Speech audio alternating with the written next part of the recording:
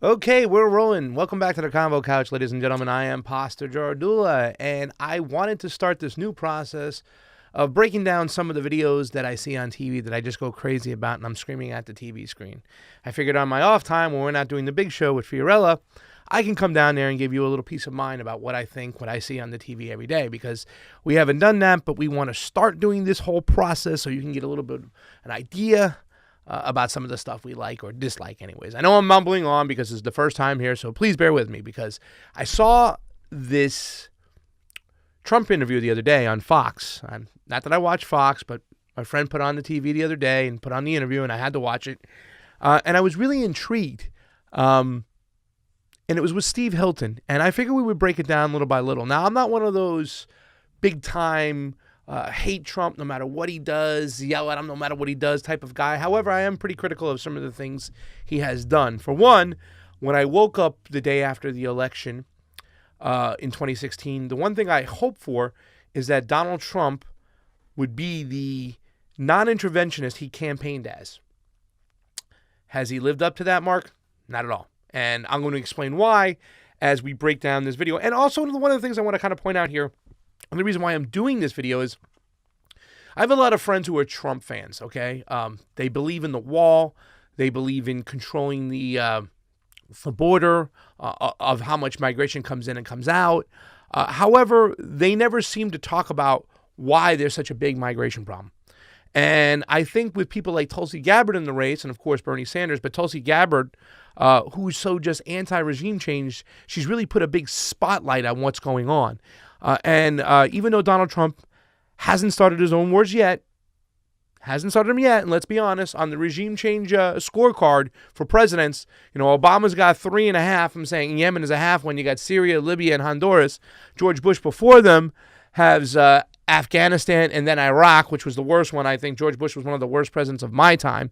Donald Trump hasn't got on the scoreboard yet. However, he has continued to fund these wars, and we're going to look at this video. So let's just jump into his, because I can talk all day. But here's Donald Trump in an interview with Mr. Steve Hill. Let me get him up over here. And just tell us what you're let's aiming begin. to achieve with that. Well, really, very simply, we have companies coming in here, as you know, by the dozens and by the hundreds, and big ones, car companies. Honda's coming in with $14.5 billion. We have a tremendous amount of very, very top of the line, and they're coming back. We need people. We need people. And our unemployment now is down to 3.6, and I think it's going a lot lower. We're doing really well. I want to make sure that anybody that comes into our country comes in through merit. All right, I got to stop you right there. Through merit.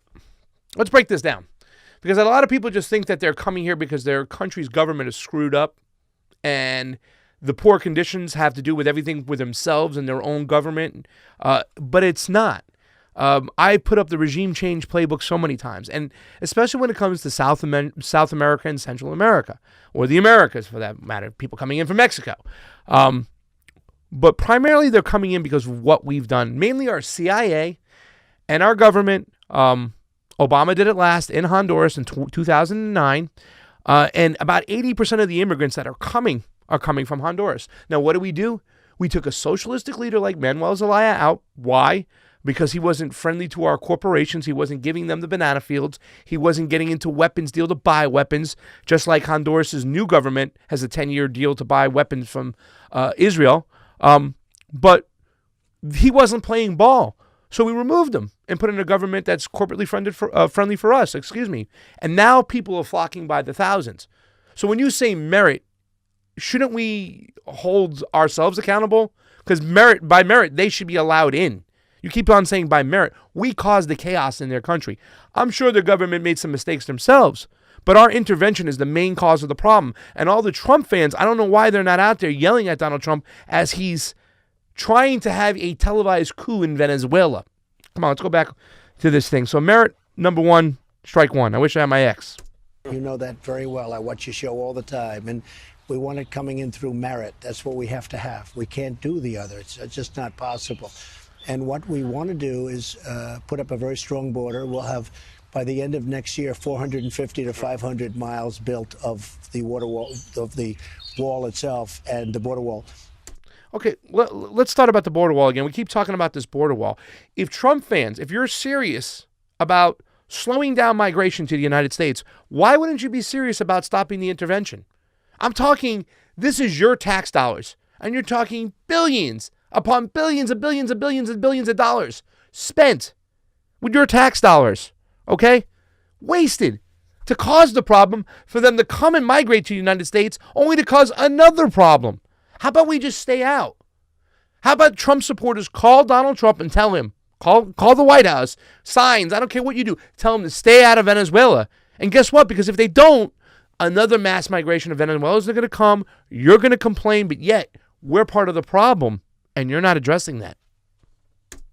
And it's imperative. You know, I read so much where the Democrats like to say, we're going to have drones flying around. You have thousands of people. The drone doesn't do a thing. So the wall is being built as we speak. We'll have close to 500 miles done by the end of next year, which is really something, and that'll have a big impact. And we're changing laws as rapidly as we can get them through the courts. But you know better than anybody, we're fighting a court system. We're fighting the Democrats. The Democrats want open border. That means crime. And we have great crime statistics, but they'd be even better if we didn't have, all of this coming in between the drugs and many of the wrong people, people that have records, people that have criminal records. So we're making very sure that those people don't get in. We're taking tremendous numbers of them out. And all of this is in a very comprehensive plan. And it'll go before Congress. It's going to have tremendous Republican support. I hope we can get enough Democrat support to get it passed. So you think... Oh, you'll get Democrats to get it passed. You'll get Democrats to get it passed. Don't worry about that. Neoliberals think like neocons. Half the establishment Democrats are supporting regime change in Venezuela, whether it be Nancy Pelosi, Adam Schiff, Joe Biden, even your boy Bill Clinton came with some news about supporting regime change. So don't worry, you'll get your support. This actually has a chance of happening. Well, I think there's tremendous pressure on many of the Democrats to get something passed, in areas where I won by a lot and then somebody got in as in the House, in particular in the House, so they control the House. But there's a lot of seats where they're, very inclined toward me. And this time I'm running as opposed to just watching. Because a lot of people are saying that what they've heard about this plan is that it's designed really to get the Republicans all together. They don't really expect the Democrats to get behind it. No, we expect that. Look, you can't say you expect anything. The one thing I will say, they have lousy policy. In many cases, they're lousy politicians. But you know what? They stick together. And Okay. All right. This is the bullshit part about Donald Trump. Where do you come up with this shit? The Democrats stick together. No, the Democrats don't stick together. They're fractured as can be, and if you don't believe me, follow us as we go to the Democratic National Convention as the progressives and the establishment are still head and head. They're still fighting like two bulls ramming each other. The Democrats are so fractured, but the Republicans, when it's time to get in line and vote, the Republicans all line up and do what they have to do. That's why your ass, Mr. Trump, is in the White House. Please. You go throughout history, for whatever reason, the Democrats stick together, and the Republicans don't stick the same way as the Democrats do. And I don't say that as a positive. I say that as a negative. The Democrats do stick together. So if they decide, I guess leadership decides that they don't want to have it, then we're going to have a continuation. But we've gotten very tough on the border. We're letting, we have a catch and release where you catch, and then you have to, by law, release. Or you have to take them to a court. Nobody has a court system. What country has a court system? How about our system? How about our country has a court system? Our country. Remember when you were sending the National Guard down to the border to keep the migrants from coming in? You should have sent down a bunch of judges. Send them down to the border so that these people's cases can be heard. So your merit bullshit, okay, which is most of the problems are caused by us anyways. I'm never going to get away from that anyways until we stop intervening and until we stop spending millions of taxpayer dollars on these wars. Our merit, we should let these people in. And if you want to be secure about it, send judges down there. Send judges, not the National Guard. System where somebody walks into the country. Right. Other countries, they take them out. So does this new plan have details in it that would change that? Tremendous details. It's got a very fair asylum system. The asylum system is a disaster right now. They read a statement handed to them by a lawyer, and then you're supposed to take them in. You know, a lawyer hands them a statement, and they read the statement. Right. They come in and they say, we fear to be in our country. But then you see they were the people online, they're carrying the flag of their country, whether it's Guatemala, Honduras, El Salvador. So you got the asylum. It's a big con, Steve. Yeah, they're carrying the flag to let you know what country you screwed up. It's a big con, right? I mean, you know, we go to these countries, we remove their democratically elected leader, and then we replace them with our own puppet, causing chaos, sell them weapons to keep all the people in line, just like what they're doing in Honduras. Did you know that 1,000 Israeli soldiers went to Honduras as part of their guns weapons deal? You know what they're training, the Israeli soldiers are training the Honduranian soldiers to do? To keep the fucking migrants in. So we cause chaos and then we don't let them out. It's disgusting. And we've done this before. Hey, I got a list. Guatemala, Chile, Honduras, Salvador, Iraq, Afghanistan. And now you're pumping up a war in Venezuela and you want to put a guy in, a puppet, who didn't even run in the election. Juan Guaido. And Maduro, who fairly won his election, and even the Jimmy Carter Institute said their elections are some of the best elections around. You now want to do your regime change on TV, Donald Trump. I'll tell you who the big sham is. To be honest with you, it's a disgraceful thing. It could be fixed in 15 minutes if the Democrats would agree.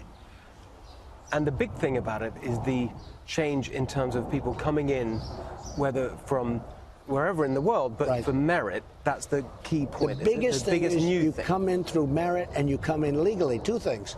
You have to come in legally and you have to come in through merit. And one. All right, I can't do this anymore because it's going to just keep going in circles with Donald Trump and Donald Trump and Donald Trump. And what he's saying might make sense, but that's if you don't understand what we do to these governments to cause these problems. And that's something I keep yelling.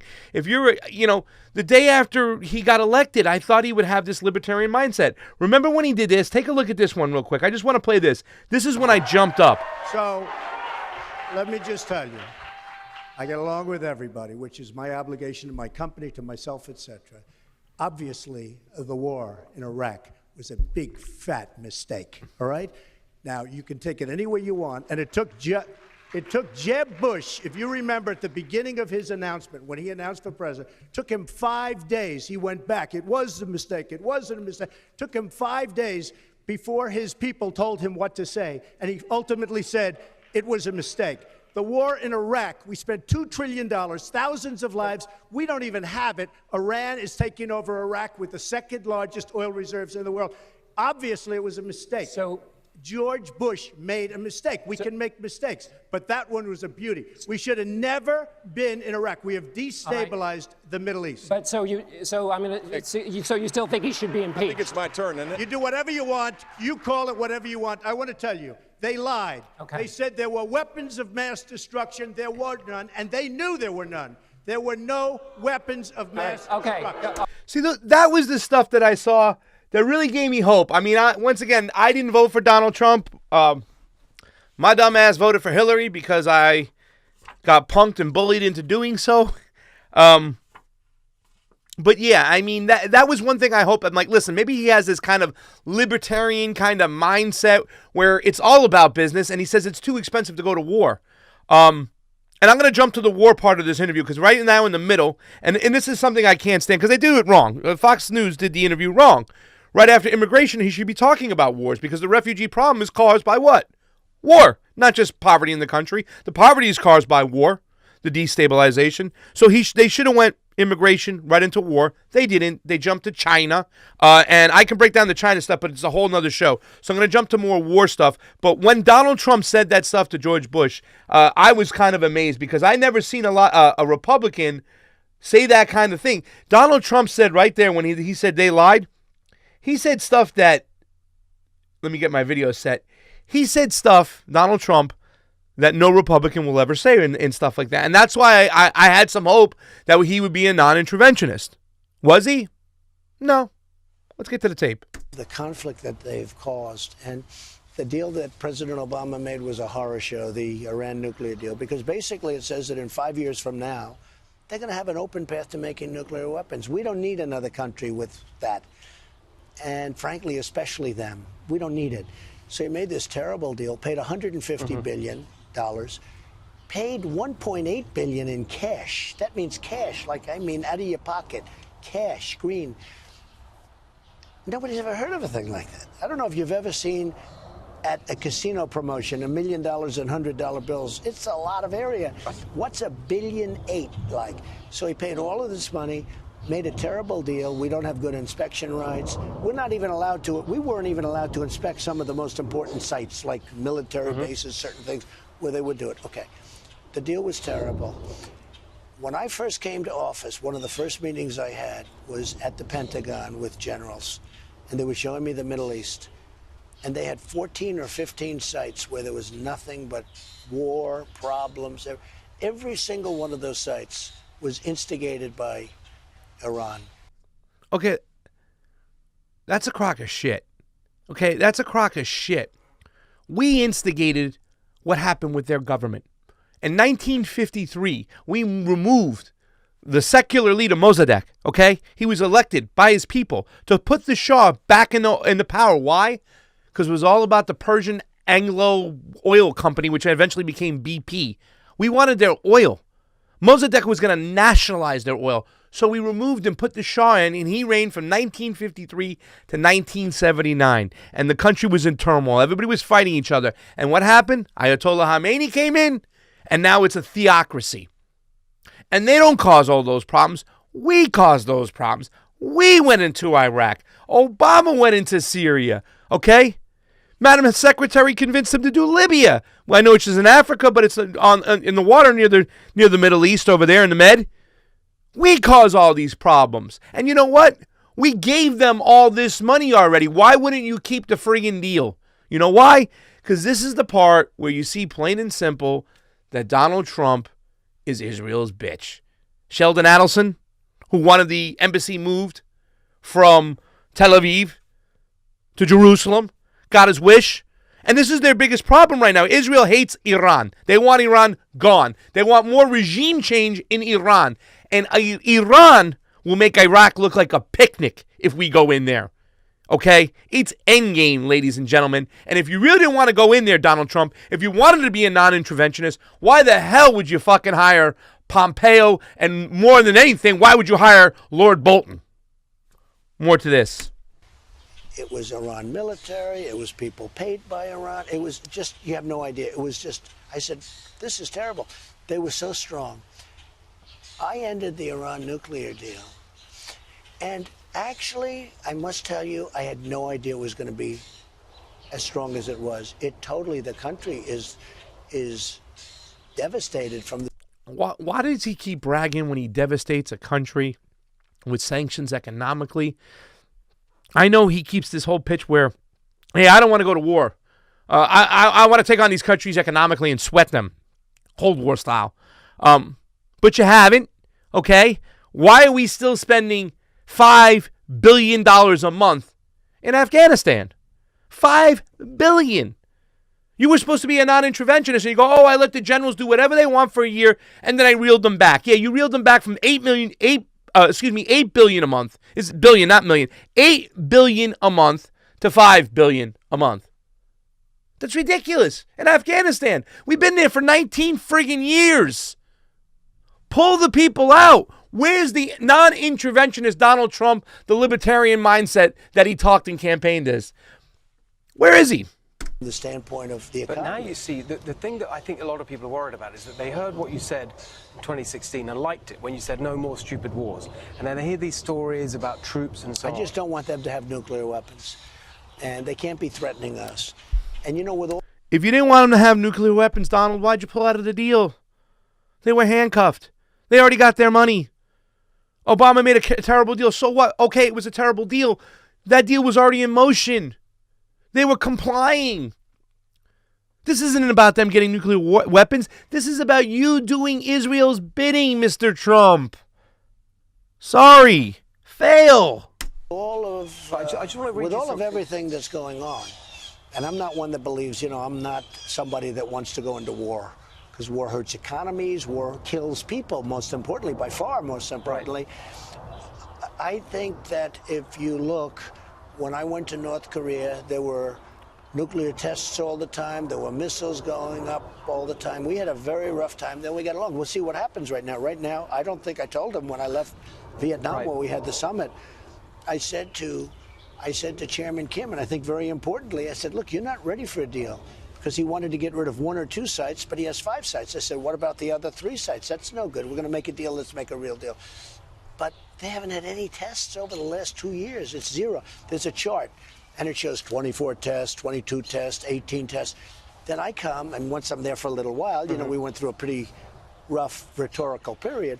But once I'm there for a little while, no tests, no tests, no tests. So let's see what happens. So but you cannot let... And then you let John Bolton come in and sabotage the whole friggin' deal. You let him ruin it. Him and Pompeo. What are you doing with these 2 schmucks? Elliot Abrams. People don't get it. Listen, the people that I know that were Trump supporters that are switching on over to Tulsi Gabbard, it's because of this reason right here. You're a war hawk. You're letting the neocons do whatever they want. $717 billion? We're trending in the wrong way. Make America great. Bring that money home. You say all those things. It kills people. It kills lives. And, you know, it's stuff that a lot of Republicans won't say. And I'll give you that. A lot of Republicans won't even whisper the words military-industrial complex.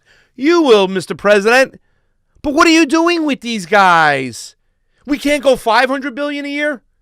$500 billion a year. We'd still have more than the top 4 countries put together. And bring some of that money home.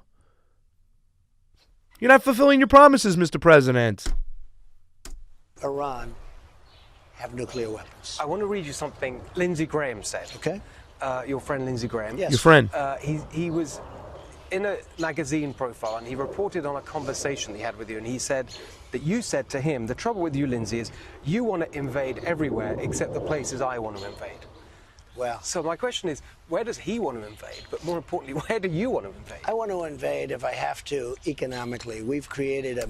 Okay, but, you know, here once again, the economically thing. And what are you going to do, sweat out the poor people of the country until they turn on their government? That's economically invading? I mean, and I don't understand China's a whole different thing, but all this, you went sanction crazy, man. You put more sanctions on Venezuela. You stole their money. And now you want to crush the deal with Iran to put more sanctions on them. When Bill Clinton put sanctions on Iraq, almost 500,000 children were killed. Children, poor people. These economic wars, they don't hurt the rich. They don't hurt the upper middle class. They hurt the poor. A much stronger country economically than when I took it over. When I took it over, we were heading south. Our GDP would have been very negative. Regulations didn't allow you to do. You know, yesterday, as you probably... All right, I just want to really pause real quick. Regulations, don't start with that shit. You can get rid of the bag regulations, but to think every regulation is bad is stupid. And we have to, you know, a lot of regulations are protections. They're for the environment. They're for our well-being, for safety, whatnot. So we have to stop with this just get rid of all regulations bullshit. It's unfettered capitalism, and it's no good. Sorry, go. So I was in Louisiana opening up a $10 billion LNG plant that would have never been approved under another type of administration, never. And now you have 10,000 people working there, $10 billion they invested. We have tremendous power economically. If I can solve things economically, that's the way I want it. So you can reassure people you're not looking for some kind of conflict in Iran? And well, I'm the one that talks about these wars that are 19 years and people are just there. And don't kid yourself, you do have a military-industrial complex. They do. All right, see now, that, like I said before, that's something the Republican will mention, and that's where you sometimes you have hope, you think, because he's mentioning the fact that there is a military-industrial complex that's just bleeding the country dry. They always want to go to war. They never want to pull out, and he's going to talk about it. But my only question to you is, why are you still feeding it? You haven't stopped. We haven't pulled out of anywhere. You talk all this talk. Well, walk the walk, Mr. President. Bring the troops home. Completely out of Afghanistan, and that's the problem. It's 19 years, and once we pull out, things were worse than when we got in. So what do we spend all that millions of dollars for? All those human lives, All those troops that were killed, that come home with PTSD only to shoot themselves in the head. What was it for? It was for nothing. But do us a favor, Mr. President. Send them home now. $5 billion a month in Afghanistan, is ridiculous. You like war. You know, in Syria with the caliphate. So I wipe out 100% of the caliphate. That doesn't mean you're not going to have these crazy people going around blowing up stores and blowing up things. These are seriously ill people. I don't want to say, oh, they're wiped out, ISIS. But I wiped out 100% of the caliphate. I say, I want to bring our troops back home. The place went crazy. They want to keep, you have people here in Washington. They never want to leave. I say, you know what I'll do? I'll leave a couple of hundred soldiers behind. But if it was up to them, they'd bring thousands of soldiers in. Someday people will explain it. Well, this is an example.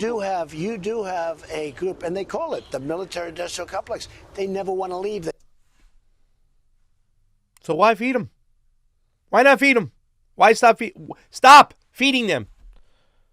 They always want to fight. No, I don't want to fight.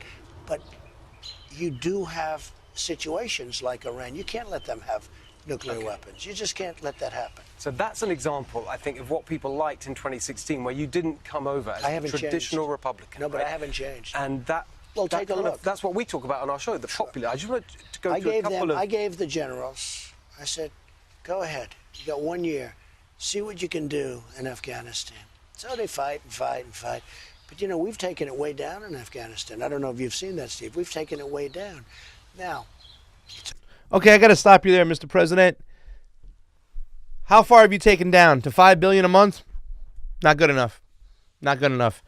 These troops should have been coming home for a long time. Now, I can get back into this interview and keep going with this thing. It's more or less the same thing, but it's something I've always wanted to talk about because the two most pressing issues when it comes to Donald Trump are this. Number one, the wall, immigration status. Okay, we have an immigration problem. We have a lot of Trump supporters who want a wall. However, we wouldn't need it if we didn't stop putting our nose in where it didn't belong. If we stopped intervening, there wouldn't be these problems, and migration wouldn't be as crazy as it is. And we're talking about caravans just coming up from Honduras, Salvador, Guatemala, and right now we're spending a ton of money in Nicaragua and funding the opposition once again. And Trump hasn't stopped these policies. Okay, there's still troops in Afghanistan. He talks all this talk, but he's got to walk the walk, and he's not walking. We're still spending too much money there. There's still troops in Syria. There's still troops in, where else did he say he was going to pull out of? Africa. He's putting more troops in Africa. And not only that, he's arming the drones now in Africa for AFRICOM. Look into it. It's pretty disgusting. And that was started, those bases were built by Obama. So, it's one president after the other doing the same type of thing. And it just seems like they're addicted to war. And Donald Trump hasn't done what he needs to do. He keeps talking a good talk, but he's continuing the policies, especially the regime change policies. And who he surrounds himself with his cabinet is pretty disgusting. But anyways, I'm going to leave it right there. I'm going to stop. That's my first video on my own. Thank you for bearing with me. I'm sorry if it was really choppy. Hopefully I'll get better at this and you'll continue to watch. But if you like the video and you want to subscribe, please, we have a YouTube, a Facebook, a Tweets or Twitter, as the kids are calling it nowadays, an Instagram, and we're also on Roku, and pretty soon we'll be coming to podcast as well. And the Convo Couch will be at the Democratic Convention in California, because that's where we live. Me and Fiorella and Nico House is coming out from the East Coast with Johnny Tsunami and Zach Attack, and my boy Meg Strategakis. We're going to be covering the DNC, and we're going to be getting some microphones in a lot of these candidates and elected officials' mouths, and we're gonna ask them hard questions. For Pastor Jardula, this is the Convo Couch. Convo out.